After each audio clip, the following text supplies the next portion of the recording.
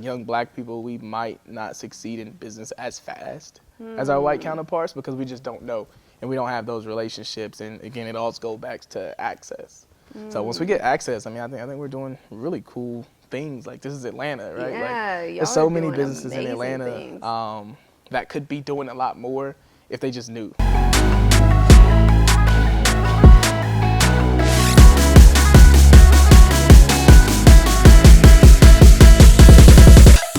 Welcome to You, Me, and a Cup of Tea, your favorite talk show for all conversations relatable, inspiring, and motivating.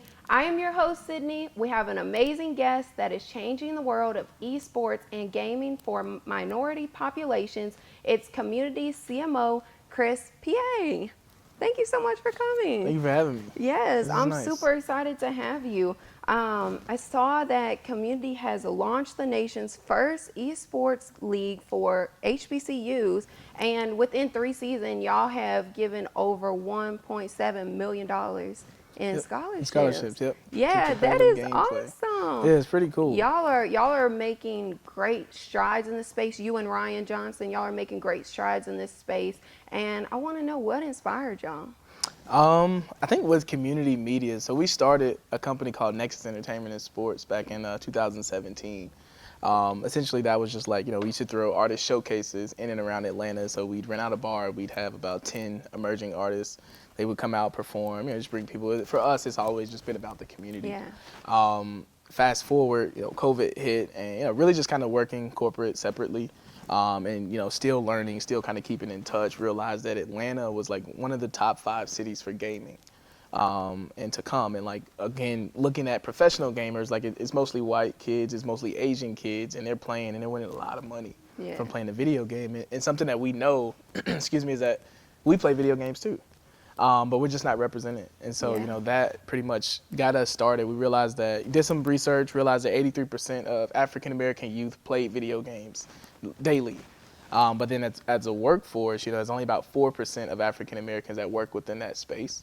And so for us, it was just about equitable opportunities for, our youth, for us, like literally looking at ourselves like, if we would have known that we could work in NBA 2K, then we probably wouldn't have went and worked for, this sports and entertainment company because we were gamers through and through, but you could also work within the industry. So that was like the biggest inspiration for us in starting the community media. Making sure that y'all made space for people that looked like you. Yep. Yeah, and so what do you feel like now, as community is growing, what do you feel like y'all are doing in the space now? What strides are y'all trying to take to continue to grow and improve this space for us?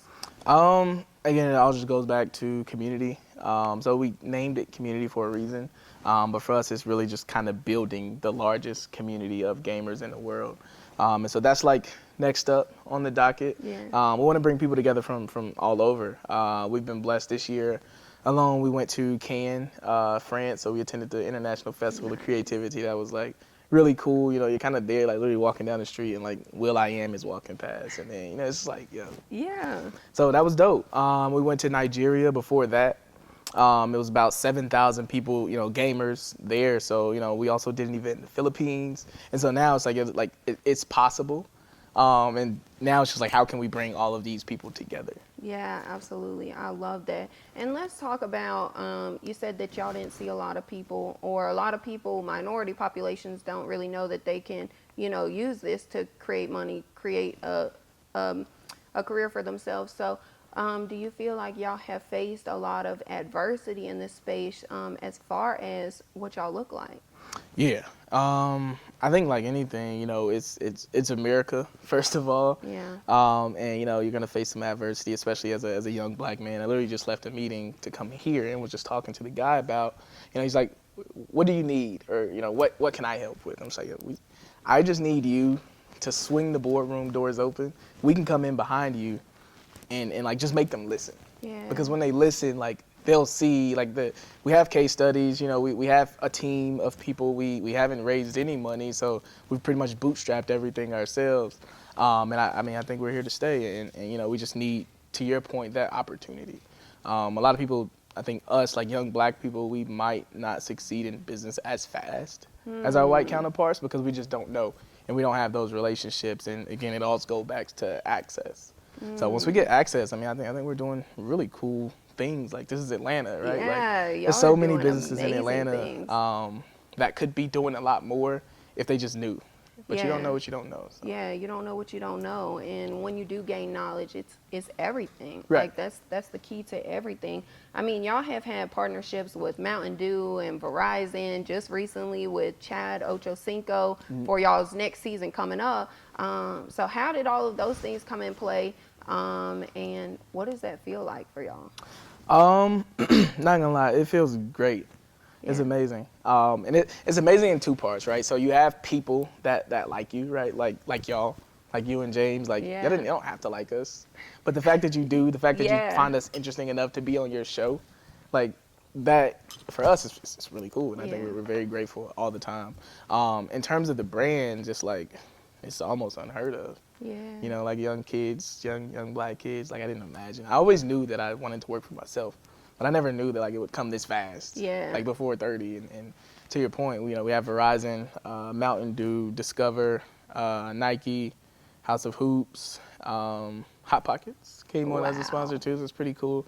But yeah, man, just to have that support, that level of support, it's really good. And each of those companies, I'll say respectively, have really good people too. Yeah. And that's, you know, our biggest thing is always, again, go back to community and building those relationships. It's like we'll make anybody our friends. Yeah, and I be fair feel people. like I feel like there's definitely still adversity in business as far as racial adversity, but I really do feel like we're going in the right direction. Like I really feel like things are starting to change for young black entrepreneurs. Like I do feel like it does take us longer to get there. You know, we do have to jump through more hoops. You know, we have to be more than what other people have to be. Yeah. You know, but I definitely think it's improving. No, that's true. I think so. There's this like African proverb. Essentially, Yeah. it says that the youth can walk fast, but the elders know the way.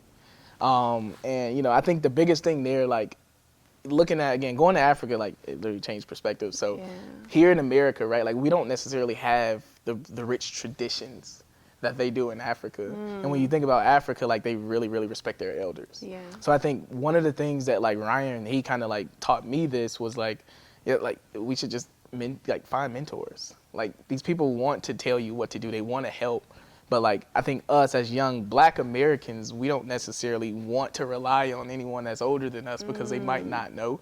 But for us, I mean, it's like we have mentors who literally just purchased BET Studios in DC, and now it's his studio. He's about to come do the same thing in Atlanta, and like these are people that you know we can call on. One of our other mentors, Trip Hawkins, he founded EA, Electronic Arts. Wow. And so like this is literally the guy who was the founder and CEO of Electronic Arts. He would call Ryan and just like, hey, come over out in California, go sit a couple hours. Just And like learn. that's it, yeah. Just come talk. And he's not a black guy. So I Yeah. won't say that, you know, adversity exists, yes, but once you start to build relationships and kind of just continue to push through, the opportunities are endless. Yeah, I agree. I love that for y'all because that's huge. Just seeing young black entrepreneurs just growing and making those connections, showing other people that you can be, you know, you can be this. This is possible for you, even if you don't see people that look like you in this space, right? Yep. And so I really think that's what community is doing. And I love that y'all are making that, you know, known for us, making it happen for us. Yeah, So, I appreciate that. yeah, it's we're trying to put definitely us all showing on. through what y'all are doing. I want to know personally, there's a lot of adversities that have come up in business, but I want to know personally, what have you gone through in your personal experience being a young black entrepreneur that you have had to overcome or working on overcoming in this space? I think one of the biggest things that I had to work on overcome is like admitting my ignorance. We wanna move fast, and I think you get to a point where it's like you might have moved faster than you should have, and now you kind of like you're going back to you don't know what you don't know. Like you kind of have to know. So it's like it's one of those things where it's like a super fast learning curve, but just admitting your own ignorance and not being afraid to like ask for help or just Yeah. ask questions. That's like one of the biggest things that me personally I kind of fight on a daily basis. Yeah. And not saying that I want to know it all or I'm a know it all, but you just don't know, and it's fine. Like, Yeah. literally, I don't think anyone in the world has anything, like, everything figured out. Yeah, absolutely. And I think too, it kind of goes back to patience too. It sounds like, like that wanting things to just happen. Yeah. Just in a hurry. I'm very much like that. I'm like, Yeah. okay, like I put this in place. It should, it should happen when I think it should happen, but it's not gonna be that way. Nah, everything happens when it's supposed to happen. Yeah, everything. Even though it's like so nerve wracking, it makes you so anxious because you're like, when, why? Yeah. Hello, God. Like, where are you? But you definitely have to just stick with the plan and, be okay with whatever timing is meant for you. Yep. Yeah. Ryan says it all the time. It's like, stick to the plan. Yeah. So like that, keep that in the back of our mind, and you just keep working. Yeah, You get a no. absolutely. All right, cool. What is something that you could tell anyone that's interested in growing in the world of gaming that may lack the knowledge to grow in that space? I guess in gaming, it's really I don't know. So I think everything is like it's out there. Like we just have to go get it. Yeah. So I'd first say like go get it, but you have to want to like learn, right? Like everyone just thinks that everything. I won't say everyone. A lot of people think that you could just kind of jump into something and not necessarily know what you're going into. Like a lot of people see the success, and I still don't call it like success like now, but a lot of people see the things that we're doing, and you might have known us for a year, and so it's like, oh, that happened in a year, or they did that quick. But like you don't really see the 3 to 4 years of research before. Like we would never just jump into anything. Like we had to know who were the big players, right? Like Ryan's like, yo, you need to know the CMO of every single company in Atlanta. And it's like those things where, you essentially going to events, like you don't have anything to give, but you're going to events and you're meeting these people and you're putting that time in. I'm a really big advocate of I think it was like 10,000 hours. You have to put in those 10,000 hours. Wow. It's the only way it's going to work. And Yeah. then one day, it just takes one day. Yeah, one day it one changes idea. your life. Yeah. Yeah, I want to know what day did change? Like, what was y'all's pivotal moment? That's a great question. I've never been asked that question. I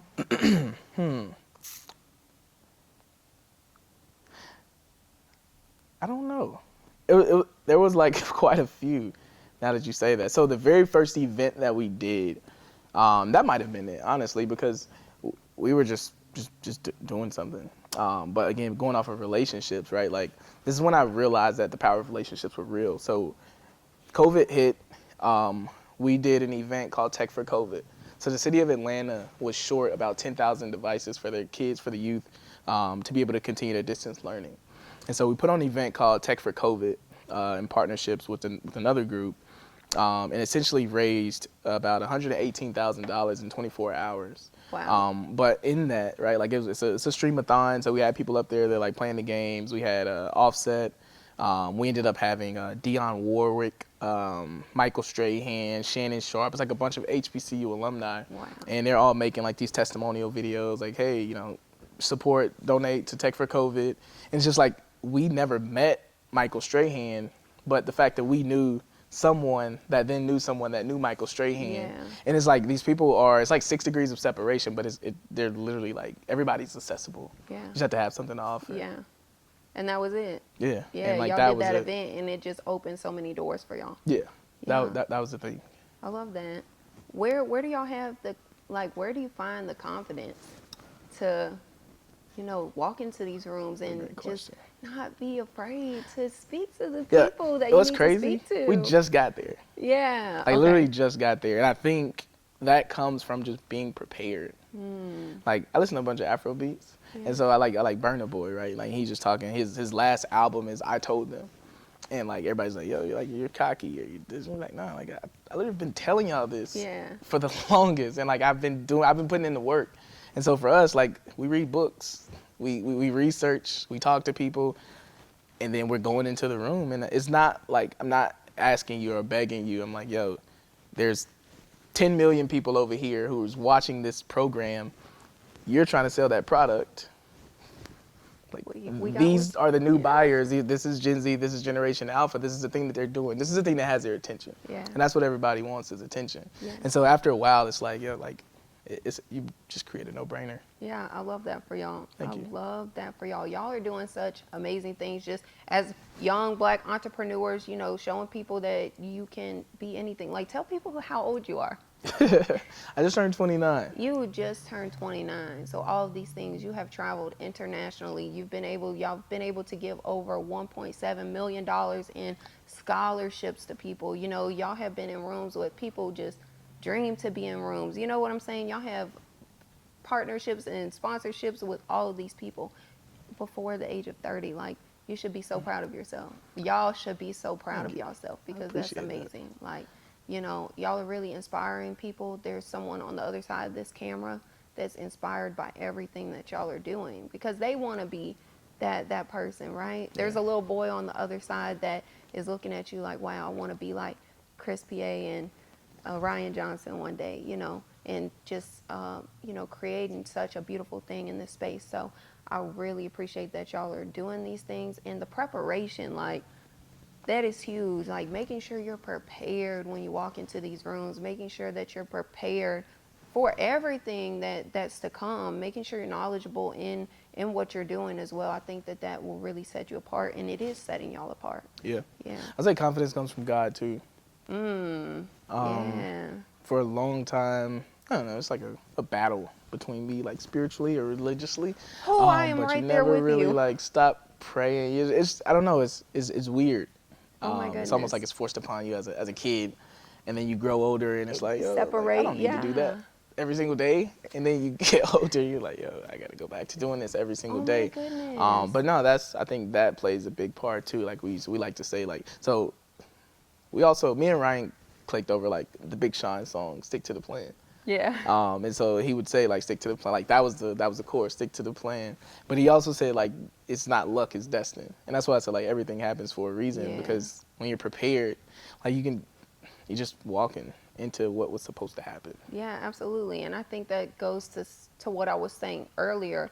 Whatever's meant for you, no matter what, even if you take a break, you take a rest, what's meant for you is not going to pass you up regardless. Yep. Yeah. So, I'm in the same boat as you as far as spiritually. I literally yesterday, Sunday, just went back to church for the first time in like 14 years. Oh, wow. Like, because, you know, as a kid, you like you said, it's kind of like forced on you. Like you're expected to go with your parents and stuff, and then you get older and you want to find your own way. And then it's like for me, like deep inside, I've been having this calling recently, like get closer to me, like, you know, come back. Like, I don't know, I just have like this feeling. So yeah, I just went to church and I feel you on that. But how did that feel? Yeah, like, I mean, I'm with you on that journey, like just trying to like find your way back to that. I'm there. And if anyone else has experienced that, you're not alone because I think that we all in some aspects like have that moment, you know. But I think as long as you find your way back, then it's okay. Yeah. It's okay what happened in between. Yeah, facts. Yeah. It's never too late. Yeah, it's never too late. Chris, I appreciate you so much for coming. I want you to let everybody know like where they can connect with you, connect with community, where all of y'all's information is at. Just let them know. Yeah, for sure. You can follow us on community Instagram, Twitter. It's community CXMMUNITY. .co on Instagram, just community on Twitter. YouTube, same thing, community media. We're live every Sunday. I think we're Wednesday this week, HBCU Esports League. So that's on Twitch, twitch.tv/CXMMUNITY. Yes, thank you so much. Thank y'all so much for coming to another episode of You, Me, and a Cup of Tea. Make sure y'all like, subscribe, and comment, and we'll see you in the next one. And make sure y'all shop the tea, y'all. Yes, shop the tea. It's pretty good.